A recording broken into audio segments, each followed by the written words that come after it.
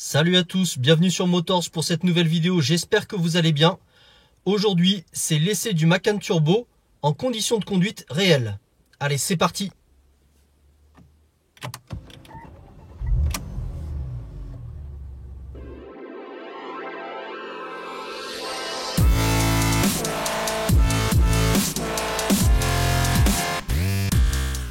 Alors aujourd'hui, je vais essayer de vous montrer l'utilisation du Macan Turbo dans des situations de tous les jours.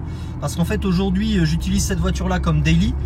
Et donc du coup, j'ai envie de vous le montrer dans toutes les situations possibles. Donc conduite en ville, conduite hors ville, donc sur des routes un peu plus sinueuses, sur de la conduite sur autoroute, pour que vous ayez vraiment une vision globale de l'utilisation qu'on peut faire du Macan.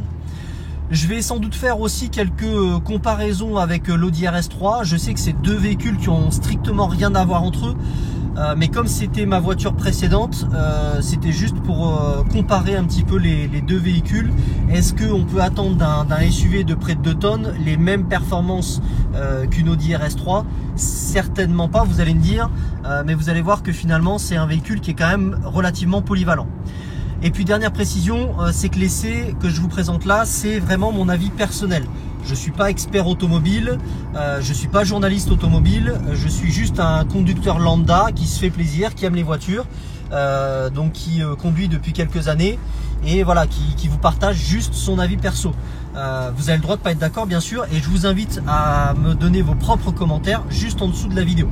Alors pour commencer, ce qu'on va faire déjà, c'est qu'on va parler un petit peu des réglages qu'on peut faire pour améliorer les modes de conduite dans ce Macan Turbo. Donc dans un premier temps, première chose à faire, bien sûr, comme d'habitude, on va déjà arrêter le start and stop. La première différence à noter avec l'Audi RS3, c'est que déjà dans le Macan Turbo, on a la possibilité d'ouvrir ou de fermer en fait les clapets d'échappement. Donc ça paraît tout bête, mais moi j'aime beaucoup. Parce qu'en fait sur la RS3, le seul moyen de le faire, c'était de mettre l'échappement en mode dynamique quand on était sur un mode individuel, mais on pouvait pas l'ouvrir et le fermer quand on voulait. Alors que là, si je suis en mode confort, en mode sport ou mode sport plus, je peux choisir d'ouvrir ou de fermer les valves à souhait. Donc ça veut dire que parfois, si j'ai envie d'entendre un peu l'échappement, je peux le mettre, et si je veux vraiment être discret et puis être au calme dans l'habitacle, du coup je peux fermer les clapets. Donc ça c'est plutôt pas mal. Ensuite, vous allez voir qu'en mode de conduite, par défaut, quand vous démarrez le véhicule, vous voyez qu'il n'y a aucun bouton qui est activé parce qu'il se met par défaut en mode confort. Ensuite, on peut activer donc le mode sport. Et le mode sport, ce que ça fait, en fait, c'est que ça va vous rigidifier un peu plus la suspension. Et comme vous le voyez là, ça vous ouvre les valves. Donc ça, c'est la première fonction. Et puis après, le mode le plus radical, c'est le mode sport plus. Donc là, vous avez la rigidité des amortisseurs au maximum. Et vous voyez, il y a ce bouton qui s'est allumé pour dire qu'en fait, la caisse est rabaissée. Donc la caisse se rabaisse légèrement. Je vais essayer de vous montrer ce que ça donne. Je ne sais pas si vous allez vous en rendre compte. Je vais essayer de pas trop bouger. Donc, on va regarder. On va essayer de se mettre là à l'horizontale avec les voitures qui est en face. Et puis, je vais appuyer sur Sport Plus et vous allez voir si la voiture descend. Voilà, je ne sais pas si vous en êtes rendu compte, mais là où on était au niveau des phares, maintenant on se retrouve au niveau des roues. Donc on voit que la caisse s'est rabaissée pour donner plus de stabilité quand vous êtes sur ce mode Sport Plus. Alors deuxième partie des réglages aussi, comme je vous l'ai montré dans ma vidéo de présentation, j'ai ici des sièges sport de Macan GTS et ces sièges sont réglables dans de nombreuses positions, 18 de mémoire. Et donc vous avez tous les boutons de réglage ici. Donc ici, ce bouton là, c'est pour régler en fait les lombaires qui sont là. Donc c'est soit pour avoir plus de présence sur les lombaires, je ne sais pas si vous voyez bien sur la vidéo. Ensuite on peut les remonter légèrement ou alors on peut les baisser légèrement. Donc ça c'est le premier réglage. Ensuite on a le deuxième réglage qui est ici. Donc ça c'est pour le dossier. Donc c'est soit pour le pencher légèrement en avant comme ça, ou alors pour le pencher en arrière. Bon ça c'est basique. Ensuite on a ce bouton ici qui va permettre soit d'avancer le siège, soit de le reculer. Ok. Et ensuite vous voyez que ici il y a des petites encoches, parce qu'en fait il y a d'autres fonctions sur ce bouton. Donc vous pouvez soit monter ici, et donc vous voyez que ça monte légèrement l'assise avant, voilà, ou alors on la rebaisse. Et alors ce bouton ici, c'est pour, pareil, toujours l'assise, mais là, ça remonte légèrement l'intégralité du siège. Ou alors je rebaisse l'intégralité du siège. Voilà, donc soit ici, je monte légèrement l'avant du siège, soit ici, je remonte l'intégralité du siège. Ensuite, ici, vous allez le voir, ça me permet d'avancer l'assise au niveau des cuisses. Donc, voilà, là, je peux l'agrandir, ou alors là, je peux la réduire. Voilà. Et ensuite, vous avez ces deux boutons ici. Alors, ces deux boutons ici, c'est pour le maintien des sièges baquets. Donc, ici, au niveau du dos, et puis ici, au niveau des cuisses. Donc, forcément, ici, le bouton le plus haut, c'est pour le dos.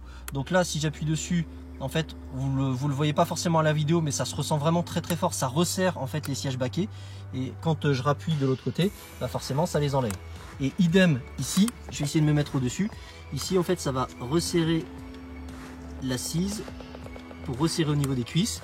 Et quand j'appuie de l'autre côté, bah forcément, ça va desserrer. Donc voilà. Voilà pour les positions de conduite. Et donc, une fois que vous avez fait tous vos propres réglages et que vous montez dans le véhicule et tout est réglé, en fait, vous pouvez donc les mémoriser ici. Et donc moi, il suffit que j'appuie ici, j'ai fait tous mes réglages sur le niveau 1. Et quand j'appuie sur le niveau 1, et ben en fait, mon siège se remet automatiquement dans toutes les positions que j'avais choisies. Donc maintenant, on est prêt. Il ne nous reste plus qu'à mettre le contact, donc ici comme d'hab sur la gauche, et à pouvoir démarrer notre essai routier. On enlève ici le start and stop. Et puis on va démarrer et vous allez voir que sur les premiers pas, et ben en fait on a un véhicule tout à fait normal, extrêmement confortable. Je vous rappelle que ce véhicule ici, il est équipé des suspensions pneumatiques de chez Porsche. Et donc vous pouvez prendre finalement n'importe quel type de route et vous retrouver dans un très très bon confort. Et là on va démarrer donc par un petit tour en centre-ville. Donc c'est un petit village même, hein, mais au moins vous allez pouvoir voir. L'avantage de cette voiture, c'est que en fait ça reste un gabarit tout à fait raisonnable. On est sur du SUV malgré tout compact, on n'est pas sur du Cayenne. Donc c'est un véhicule qui fait à peu près 4,70 m je crois de mémoire de long. Et donc il se faufile vraiment un petit peu partout. On va essayer de prendre des routes un petit peu serrées pour que vous puissiez vous rendre compte. Mais on peut vraiment naviguer partout avec cette voiture. Le rayon de braquage est vraiment très très bon sur cette voiture. On peut, malgré sa taille, on peut quand même tourner sans aucun problème. Vous voyez que ça passe vraiment partout. Et vous voyez que ça tremble pas alors que la route est vraiment extrêmement mauvaise. Vous voyez, ça tourne sans problème. Ici j'ai un petit virage serré et ça tourne parfaitement. La direction est extrêmement douce. La voiture se place vraiment très très bien. Je vais refaire un petit tour pour vous montrer la route que je viens de prendre, la petite route que je viens de prendre qui est vraiment pas en bon état. Donc, vous voyez, il y a des petits morceaux qui ont été rafistolés partout. Et pour autant, la caisse ne bouge quasiment pas, tellement les suspensions pneumatiques sont efficaces. Tiens, on va remonter par là. Vous voyez, là c'est assez étroit. Et pour autant, le Macan il se faufile vraiment sans aucun problème. Tiens, petite précision, vous le voyez ici, on a tout de suite les alertes qui se mettent en place sur la caméra. Donc on a la caméra de recul sur cette voiture. Et en fait les alertes se déclenchent assez vite. Parfois ça peut être un peu pénible quand on est dans des petites rues justement. Forcément ça peut être pénible parce qu'on entend les bips sans cesse. Donc ça c'est un peu, franchement c'est un peu chiant à force. Et vous êtes obligé du coup de désactiver les radars si vous voulez plus entendre le bip. Donc ça c'est un peu chiant, mais l'avantage c'est que ça vous donne une bonne visibilité tout de suite sur la proximité des objets. Regardez, je vais me rapprocher d'une barrière volontairement, voilà, et ça se déclenche automatiquement. Et vous voyez, la qualité de la caméra est quand même très très bonne. On peut se rapprocher très près. Je vous propose qu'on se fasse une petite mise en situation. Je vais essayer de me garer là dans cette place. Donc je suis dans une petite ruelle, hein. Vous voyez, ici il y a une petite maison, là il y a une voiture, et on va essayer de se garer juste derrière entre les deux voitures pour voir ce que ça donne. Donc on enclenche la marche arrière. Quand on enclenche la marche arrière, automatiquement ça active les caméras. Donc vous voyez ici, on voit donc en vue principale on a la caméra arrière, et j'ai ici la vue 360 où je vois la distance que j'ai par rapport à l'autre voiture. Donc on va essayer de reculer et de faire notre petit créneau. Voilà, normalement ça va biper aussi à gauche parce que je me rapproche du mur. Voilà, vous voyez que là, je me rapproche du mur à gauche, donc ça bip. Et vous voyez derrière, vous avez des petites lignes oranges qui vous montrent un peu où va se positionner le véhicule. Hop, c'est bon, ça touche pas. Donc vous voyez, c'est quand même un gabarit de SUV, donc il faut un petit peu de place. Mais malgré tout, on arrive parfaitement à se garer dans des petits espaces. Ça fonctionne très très bien. Hop, je renclenche la marche avant. Voilà, et je suis garé. Et je peux vérifier ici, donc là on voit par rapport à la voiture de devant. Et si je mets ici le positionnement sur les côtés, là je peux voir que du côté droit, la voiture est quand même proche du gazon et de la barrière. Donc je suis plutôt pas mal garé. Donc ce que je vous propose, c'est que je vais hop, sortir et je vais vous montrer du coup ce que ça donne vu de l'extérieur. Du coup j'ai la Laguna qui est là devant, le Macan qui est ici, et puis derrière j'avais une 307. Bon, j'avais de la place pour reculer, mais vous voyez que en termes de gabarit, ça passe sans problème et on peut se garer un petit peu n'importe où avec le Macan. Voilà, donc vous avez vu que le Macan Turbo se sort très bien des situations de ville. Il est assez à l'aise, même si je vous rappelle que c'est pas forcément son terrain de jeu favori, dans la mesure où équipé d'un 3,6 litres V6 400 chevaux, c'est pas forcément là où il se sent le mieux. Ça a un impact direct forcément sur la consommation. On peut vite monter sur du 14, 15, 16, voire même 17 litres au 100 sur de l'utilisation urbaine. Donc il faut en avoir conscience. Donc il s'en sort très très bien, mais c'est pas son terrain de jeu favori. Donc ce que je vous propose justement, c'est de sortir un peu de la ville et de voir un peu ce que ça donne sur un terrain de jeu un peu plus ouvert, sur de la départementale, pour voir un petit peu ce qu'il a dans le ventre. Directement en Sport Plus. Donc là, le régime moteur, vous voyez, je suis en seconde et le régime moteur passe directement à 3000 tours minimum. Et ce que je vous invite à faire aussi tout de suite, c'est regarder la consommation, parce qu'on est à 202 km d'autonomie.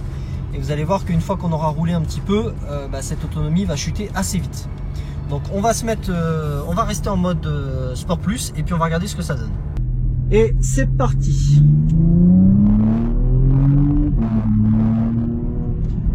Donc ce qui est super agréable avec le Macan, c'est qu'on on entend rapidement les turbos en fait qui sifflent très fort. La boîte PDK est très très bien étagée. Elle tombe vraiment les rapports quand il faut, elle sait les réajuster quand il faut. Ça va chercher jusqu'à du 6000 tours, ensuite ça passe le rapport supérieur. Donc c'est très très agréable. Si nécessaire, bien entendu, on a la possibilité ici de passer sur une boîte manuelle et de passer soi-même les rapports.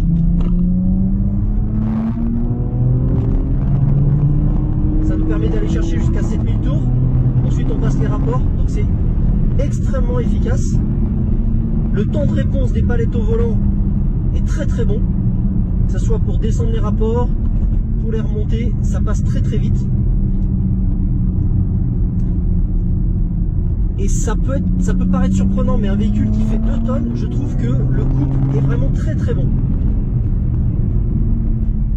Je reprends la main rapidement, mais comme je vous l'ai dit, par contre, quand vous êtes en Sport Plus, regardez, on est parti à 202 km, on a roulé à peine 5 minutes et on se retrouve à 168 km d'autonomie. Donc autant vous dire que ça descend quand même très très vite. Et pour cause, c'est quand même un véhicule qui fait 2 tonnes. Donc il faut emmener toute cette masse, et à chaque fois que vous vous demandez une accélération, il y a beaucoup de couples, mais forcément ça va impacter la consommation. Mais en même temps, est-ce qu'il faut vraiment la regarder quand on a ce genre de véhicule? Moi personnellement je ne pense pas. On est là pour vraiment se faire plaisir, profiter du V6, profiter des capacités de ce véhicule, mais il faut surtout pas regarder la consommation. Donc là, hop, on va ressortir du village et puis on va en mettre un petit coup.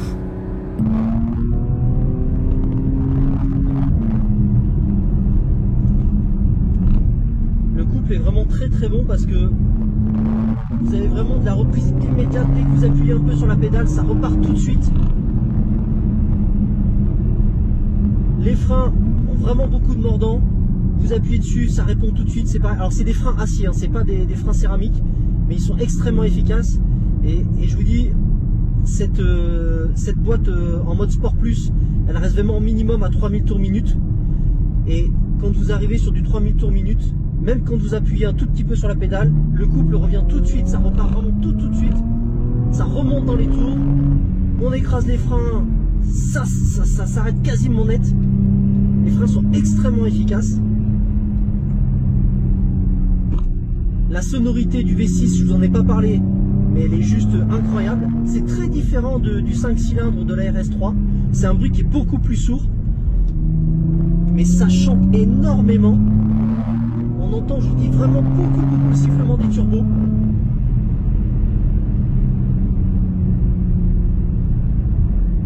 En fait, on a juste envie de le faire chanter, ce moteur. C'est assez incroyable. Il en redemande toujours plus. C'est assez incroyable, vraiment. J'aime beaucoup les performances de ce moteur. En plus, pour en rajouter une petite couche, à chaque décélération, vous avez les déflagrations au niveau de l'échappement. Donc ça rajoute ce petit côté sportivité que moi j'aime beaucoup. Et en fait, on n'a vraiment plus l'impression d'être dans un SUV en fait. La direction est extrêmement précise. Le châssis est incroyablement dynamique.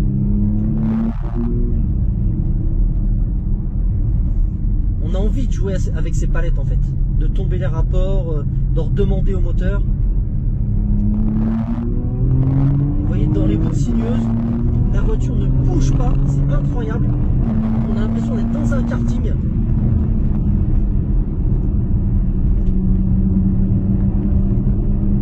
La voiture se positionne extrêmement bien.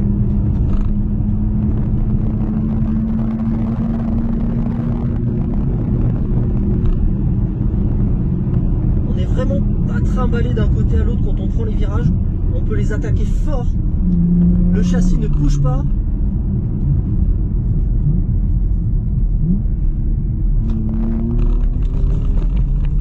Oh, même si on veut faire partir l'arrière, ça part pas. Qu'est-ce que c'est efficace. Franchement, on a vraiment pas l'impression d'être dans un SUV.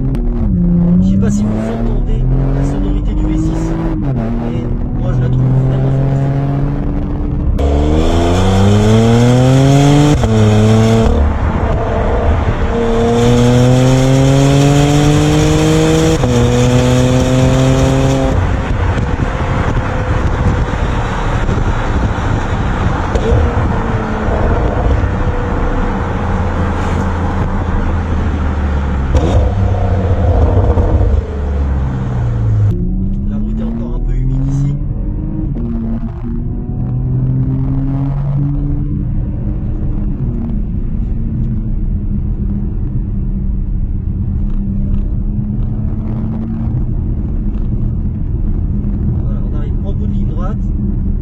On freine, ça s'arrête, on en redemande, ça repart, ça bouge pas.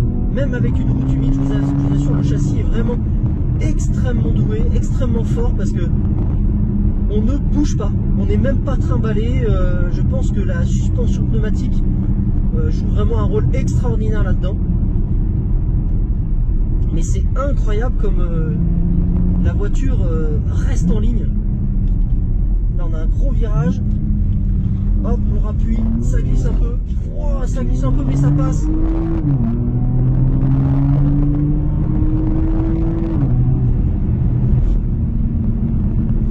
Alors effectivement c'est quand même très différent d'une RS3 parce que on est forcément beaucoup plus haut que sur une RS3, on a une vision qui est très différente. Une RS3 on a beaucoup plus l'impression d'être dans un kart en termes de position de conduite. Là on est beaucoup plus haut.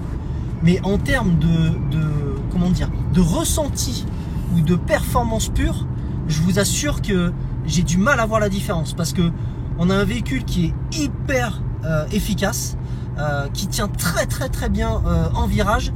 Les relances, le couple est tellement bon que les relances sont vraiment exceptionnelles.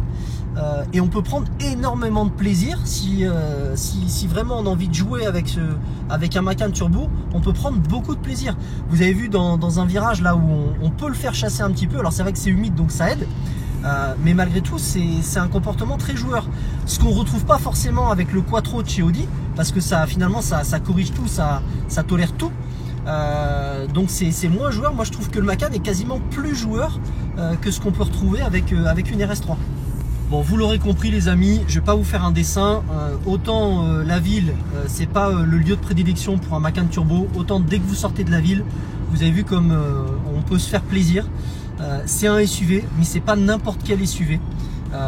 Franchement, je ne sais pas qui peut concurrencer le Macan aujourd'hui en termes de performance sportive au niveau des SUV, mais qu'est-ce qu'il est incroyable. Le châssis est vraiment fantastique, la direction est super précise, le temps de réponse, le couple vous donne vraiment des sensations incroyables. Moi je prends un réel plaisir à rouler ce Macan turbo au quotidien, surtout sur ce type de route. Je vous invite vraiment, si vous avez l'occasion, à aller l'essayer parce que, et en l'occurrence, j'aimerais bien voir ce que donne le nouveau Macan turbo parce que ça y est, Porsche l'a annoncé. Parce que j'imagine qu'ils ont dû encore améliorer ça. Mais là, waouh, vraiment waouh.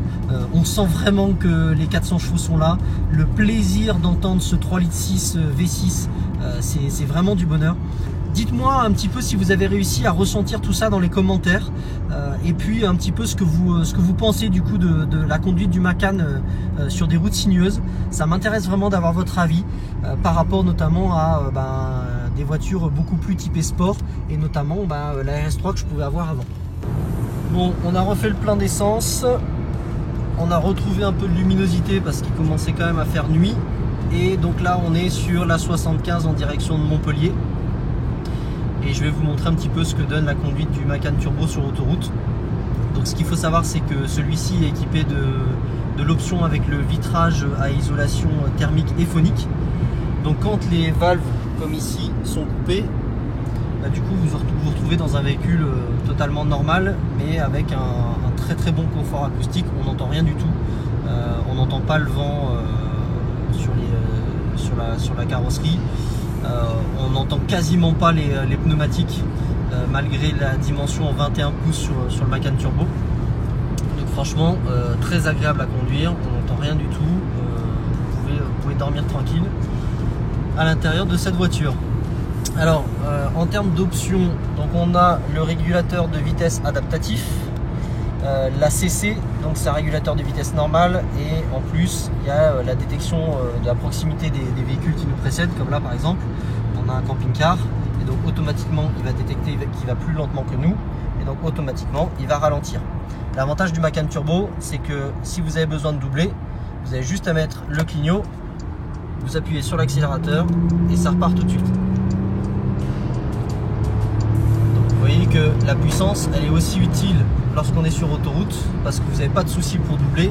Si vous avez besoin de solliciter le couple, il est présent immédiatement à bas régime et ça repart tout de suite. Donc ça c'est vraiment super agréable en termes de conduite. En plus on entend légèrement le V6 qui se met à ronronner quand il y a besoin de doubler. Donc là ça va recommencer, on est à 130, il y a un autre camping-car devant nous, donc ça ralentit, on met le clignot, hop, on accélère et ça repart tout de suite. Et pourtant je suis en mode confort, je ne suis même pas en mode sport ou sport plus.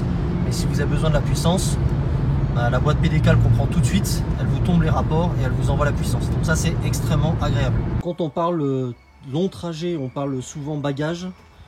Donc je vous montre un petit peu ici ce qu'on a mis dans le coffre. Donc on a une grande valise, on a deux valises grosso modo qui correspondent à des tailles valise cabine. On a un sac de voyage, on a un sac à dos et vous voyez qu'on peut encore en mettre. Il y a encore de la place.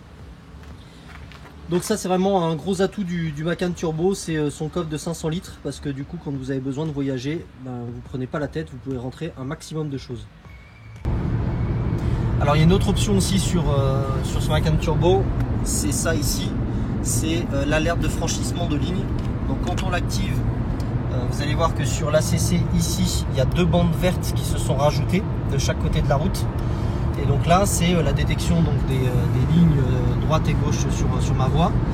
Et donc si je m'écarte de la voie, si par exemple je vais aller sur la voie de gauche et que je dépasse la ligne, je ne sais pas si vous allez l'entendre, mais en fait il va me le signaler par une légère vibration et un léger son. Voilà, je vais me taire et puis vous allez essayer de l'entendre. Voilà, c'est très léger. Mais c'est surtout en fait que très honnêtement cette option pour moi ne sert strictement à rien parce qu'en fait elle fait que vous alerter que vous franchissez la ligne. Mais bon, à la limite, ça, vous pouvez vous en rendre compte tout seul. Ce qui est bien maintenant sur les nouveaux Macan, c'est qu'ils ont rajouté une option beaucoup plus efficace qui est le maintien dans la ligne. Donc là, c'est qu'au-delà de vous signaler que vous êtes en train de franchir la ligne, c'est que le véhicule vous remet un petit coup de volant et vous remet dans la ligne.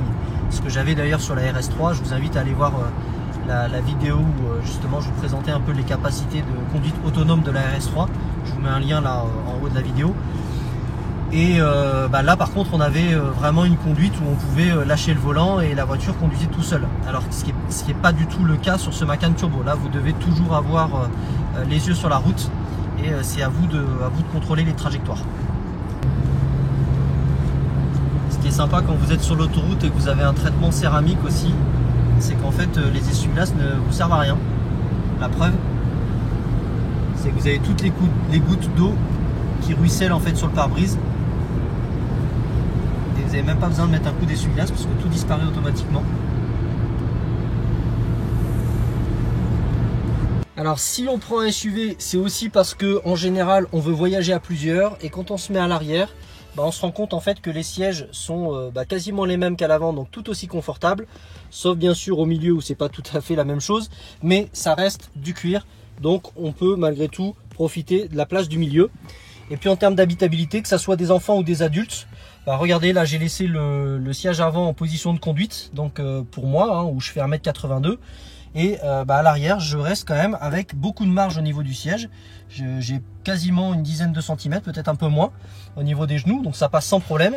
Et puis au niveau de la tête, si on se met au niveau de la tête, vous voyez qu'il y a encore de l'espace. Alors il n'est pas énorme, c'est clair, mais il y a encore de l'espace. Donc autant dire que des enfants, ça passe sans problème, mais des adultes peuvent aussi voyager à l'arrière du Macan Turbo. Bon, rouler sur autoroute, c'est pas toujours intéressant. L'avantage, c'est quand on est au péage, on peut enclencher ça. Voilà, et puis se faire un petit peu plaisir, donc on va en profiter.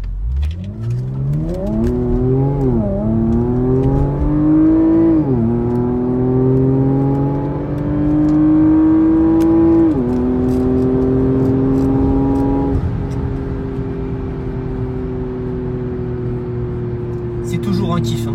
C'est toujours un kiff, j'adore entendre les turbos siffler. Bon voilà, on se rapproche de Montpellier, donc je voulais en profiter pour faire un peu un bilan sur cette conduite en conditions réelles sur autoroute.